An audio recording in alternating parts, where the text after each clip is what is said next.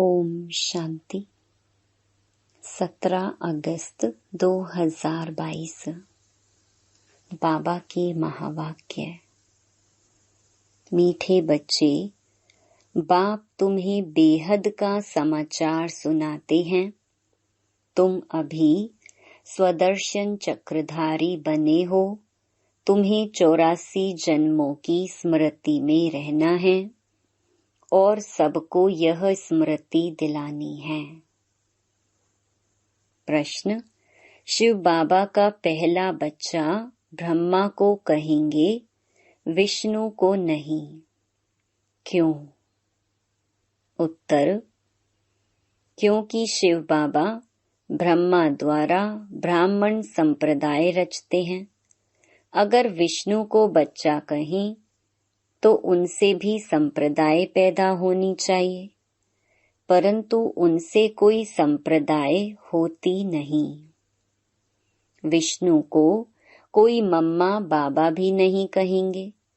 जब वह लक्ष्मी नारायण के रूप में महाराजा महारानी हैं, तो उनको अपना बच्चा ही मम्मा बाबा कहते।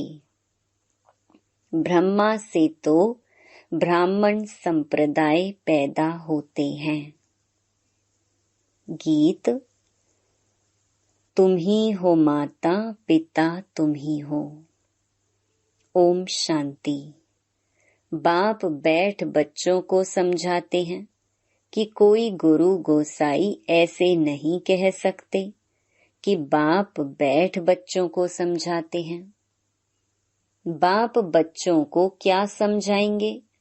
कौन सा बाप है, यह तो सिर्फ तुम जानते हो, और कोई सत्संग में ऐसे कह नहीं सकते। भल बाबा साईं मेहर बाबा कहते हैं, परंतु वो लोग तो कुछ भी समझते नहीं जो बोले। तुम जानते हो यह बेहद का बाप है। बेहद का समाचार सुनाते हैं। एक होता है हद का समाचार, दूसरा होता है बेहद का समाचार। इस दुनिया में कोई जानते ही नहीं। बाप कहते हैं, तुमको बेहद का समाचार सुनाते हैं तो तुमको सृष्टि के आदि मध्य अंत का ज्ञान बुद्धि में आ जाता है। तुम जानते हो बरोबर बाप ने अपना परिचय दिया है और सृष्टि चक्र कैसे फिरता है वह भी यथार्थ रीति समझाया है। उसे समझकर हम औरों को समझाते हैं। बीज को परमपिता परमात्मा व बाप कहते हैं। हम हैं उनके बच्चे आत्माएं। तुम बच्चों की बुद्धि में हैं कि हम आत्माएं परमात्मा की संतान हैं। परम पिता परमात्मा परम धाम में रहने वाले हैं। उन्होंने मूल वतन का समाचार समझाया है। कैसे यह सारी माला बनती है, पहले पहले बाप समझाते हैं, मैं तुम्हारा बाप हूँ और मैं परम धाम में रहता हूँ। मुझे ही नॉलेजफुल ब्लिसफुल कहते हैं। मैं आकर तुम आत्माओं को पवित्रता सुख शांति का वर्षा देता हूँ। बच्चों की बुद्धि में यह फिरता रहता है, हम असुल में कहाँ के रहने वाले हैं। हम सभी आत्माओं को भी पार्ट बजाना है। पार्ट का राज कोई भी समझ नहीं सकते हैं। सिर्फ कहते रहते हैं पुनर्जन्म लेंगे। आत्मा इतने जन्म लेती है, कोई 84 लाख जन्म कहते। कोई को समझाओ तो समझ जाते हैं कि 84 जन्म ठीक हैं। 84 जन्म कैसे लेते हैं, यह बुद्धि में होना चाहिए।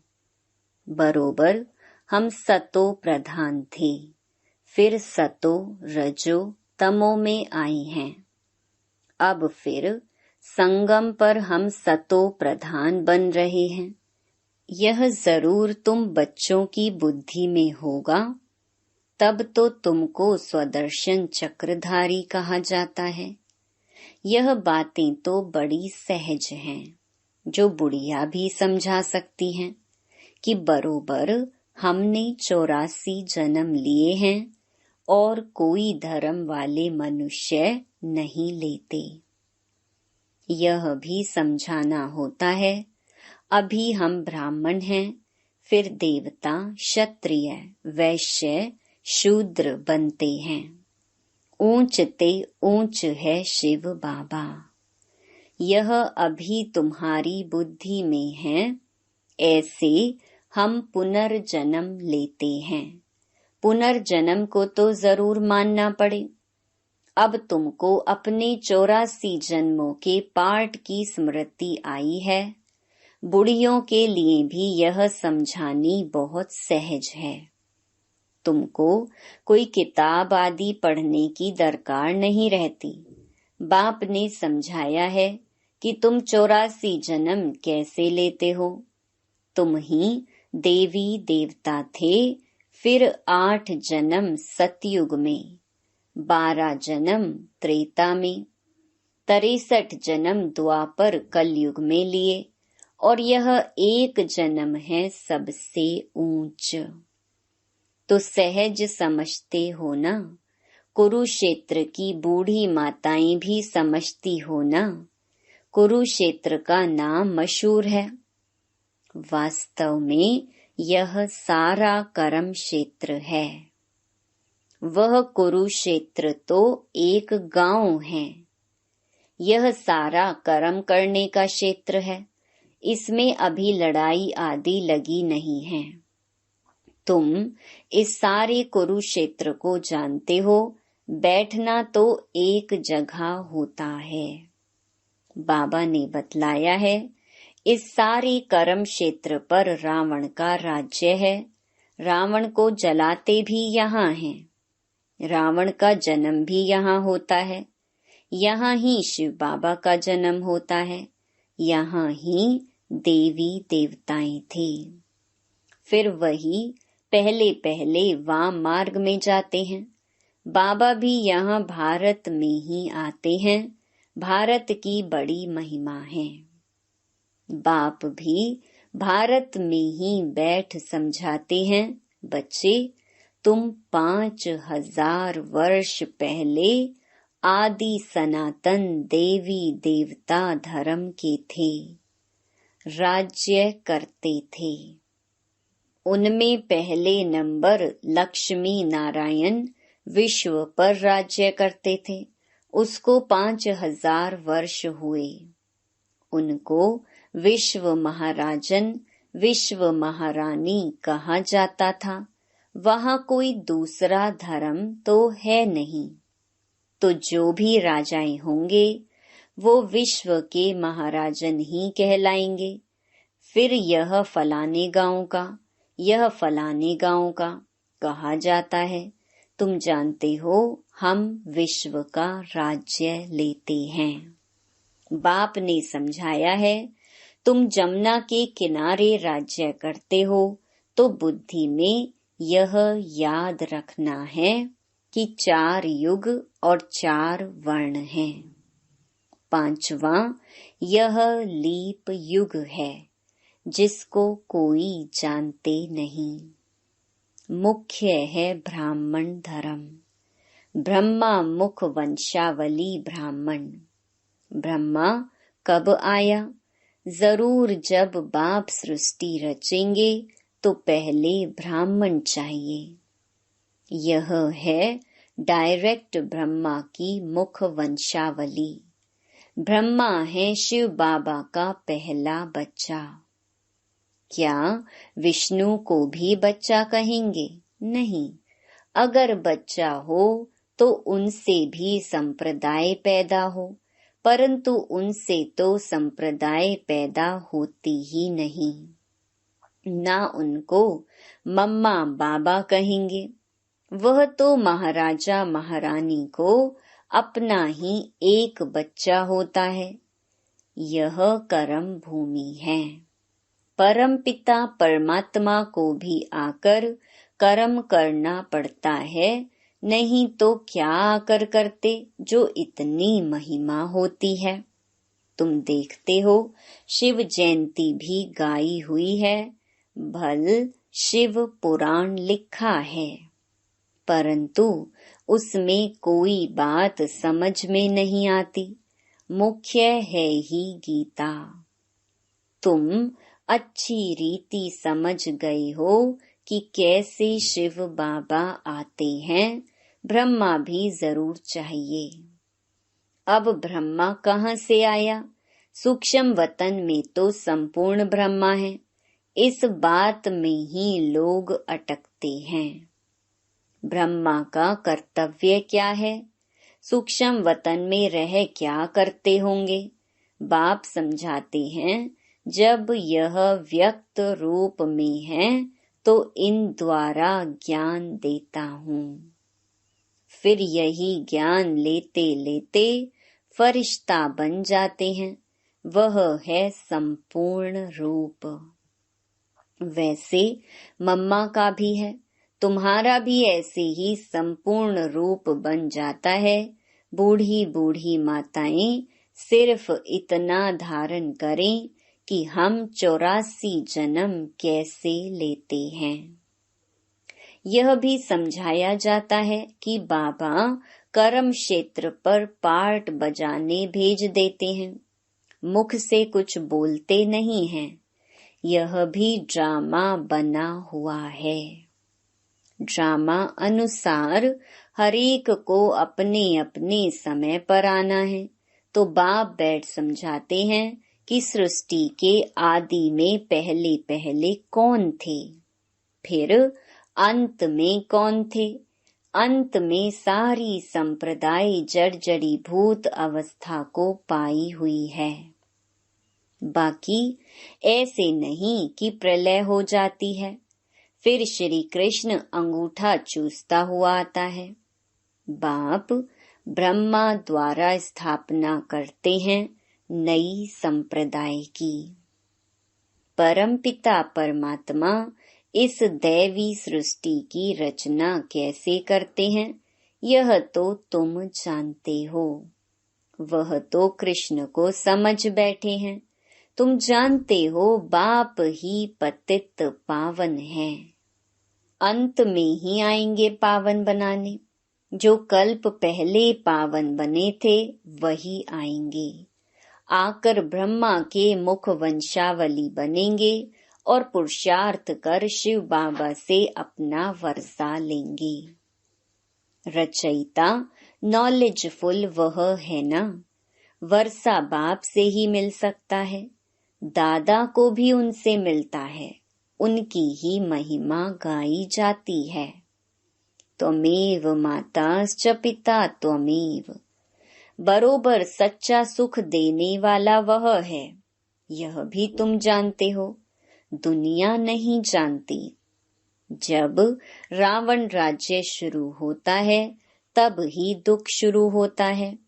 रावण बेसमझ बना देते हैं। बालक में जब तक विकारों की प्रवेशता नहीं है तो उनको महात्मा समान कहते हैं।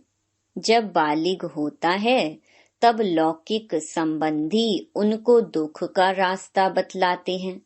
पहला रास्ता बतलाते हैं कि तुमको शादी करनी है। लक्ष्मी नारायण और राम सीता ने क्या शादी नहीं की है, परंतु उन्हों को पता ही नहीं कि उन्हों का पवित्र प्रवृत्ति मार्ग था। यह अपवित्र प्रवृत्ति मार्ग है। वह तो पवित्र स्वर्ग के मालिक थे।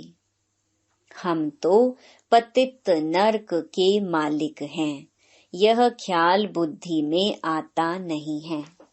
तुम भारत की महिमा सुनाते हो, क्या यह भूल गए हो भारत स्वर्ग था।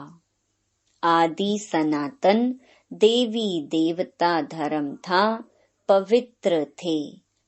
तब तो अपवित्र उनके आगे जाकर माथा टेकते हैं। पतित पावन बाप ही पावन दुनिया की स्थापना करते हैं। बरोबर पावन भारत था, अभी तो मुख से कहते हैं हम पतित हैं। कोई लड़ाई आदि होगी तो यज्ञ रचेंगे शांति के लिए, मंत्र भी ऐसे जपते हैं, परंतु शांति का अर्थ समझते नहीं हैं। है भी बड़ा सहज, गॉड फादर कहते हैं तो बच्चे ठहरे ना। वह हम सबका बाप है तो ब्रदर्स ठहरे ना। बरोबर हम प्रजापिता ब्रह्मा के मुख वंशावली बहन भाई ठहरे। सतयुग में तो मुख वंशावली होती नहीं, सिर्फ संगम पर ही मुख वंशावली होने से बहन भाई कहलाते हो।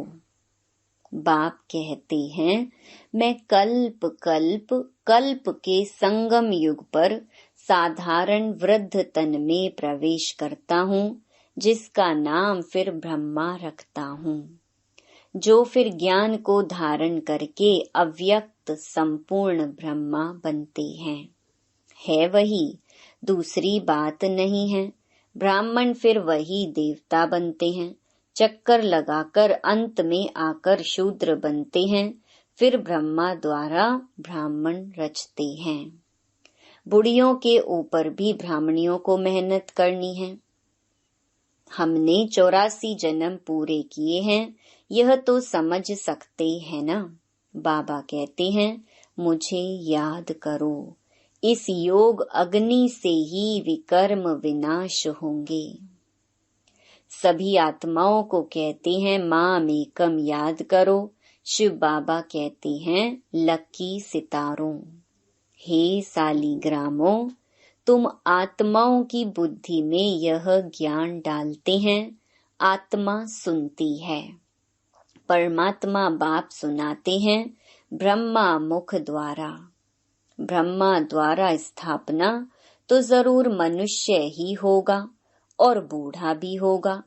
ब्रह्मा को भी हमेशा बूढ़ा दिखाते हैं, कृष्ण को छोटा समझते हैं, ब्रह्मा को कभी छोटा बच्चा नहीं कहेंगे। उनका छोटा रूप बनाते नहीं हैं, जैसे लक्ष्मी नारायण का छोटा रूप नहीं दिखाते, वैसे ब्रह्मा का भी नहीं दिखाते हैं। बाप खुद कहते हैं मैं वृद्ध तन में आता हूँ, तो तुम बच्चों को भी यही मंत्र सुनाते रहना है।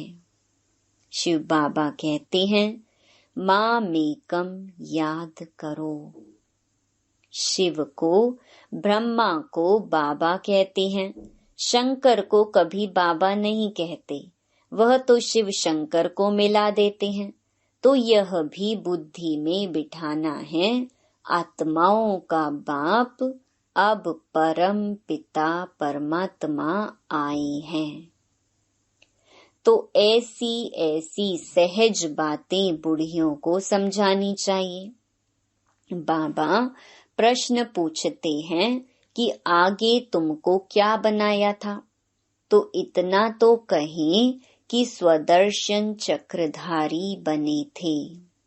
बाप को और चक्र को याद करने से तुम रूहानी विलायत में चले जाएंगे। वह फॉरेन तो दूर देश है ना, हम आत्माएं सब दूर देश में रहने वाली हैं। हमारा घर देखो कहाँ है, सूर्य चांद से भी पार, जहाँ कोई गम नहीं है। अभी तुम आत्माओं को घर की याद आई है, हम वहाँ अशरीरी रहते थे, शरीर नहीं था। यह खुशी होनी चाहिए। अभी हम अपने घर जाते हैं, बाप का घर सो अपना घर। बाबा ने कहा है मुझे याद करो और अपने मुक्ति धाम को याद करो। साइंस घमंडी तो परमात्मा को बिल्कुल नहीं जानते हैं, बाप को तरस पड़ता है कि उन्हों के कानों में भी कुछ पड़ता रहे तो शिव बाबा को याद करें। देह अभिमान टूट जाए, नर से नारायण बनने की यह सत्य कथा है। सच्चे बाप को याद करो तो सचखंड के मालिक बन जाएंगे। सच्चा बाबा ही स्वर्ग स्थापन करते हैं। कहते हैं और संग बुद्धि योग तोड़ो। सरकारी नौकरी 8 घंटा करते हो तो उनसे भी यह बहुत ऊंची कमाई है। कहाँ भी जाओ बुद्धि से याद करते रहना है, तुम कर्म योगी हो। कितना सहज समझाते हैं। बुढ़ियों को देखकर मैं बहुत खुश होता हूँ, क्योंकि फिर भी हमारी हमजिन्स हैं। मैं मालिक बनूं, हमजिन्स ना बने तो यह भी ठीक नहीं। बाप है अविनाशी ज्ञान सर्जन। ज्ञान इंजेक्शन सतगुरु दिया, अज्ञान अंधेर विनाश। तुम्हारा अज्ञान दूर हो गया है, बुद्धि में ज्ञान आ गया है, सब कुछ जान गए हो। अच्छा, मीठे मीठे सिके लधे बच्चों प्रति मात पिता बाप दादा का याद प्यार और गुड मॉर्निंग। रूहानी बाप की रूहानी बच्चों को नमस्ते। धारणा के लिए मुख्य सार। पहला, ऊंची कमाई करने के लिए बुद्धि का योग और सबसे तोड़ एक बाप से जोड़ना है। सच्चे बाप को याद कर सचखंड का मालिक बनना है। दूसरा, जैसे ब्रह्मा बाप ज्ञान को धारण कर संपूर्ण बनते हैं, ऐसे ही बाप समान संपूर्ण बनना है। वरदान, अटूट निश्चय के आधार पर विजय का अनुभव करने वाले सदा हर्षित और निश्चिंत भव। निश्चय की निशानी है मनसा वाचा कर्मणा, संबंध संपर्क हर बात में सहज विजयी। जहाँ निश्चय अटूट है वहाँ विजय की भावी टल नहीं सकती। ऐसे निश्चय बुद्धि ही सदा हर्षित और निश्चिंत रहेंगे। किसी भी बात में यह क्या, क्यों, कैसे कहना भी चिंता की निशानी है। निश्चय बुद्धि निश्चिंत आत्मा का स्लोगन है।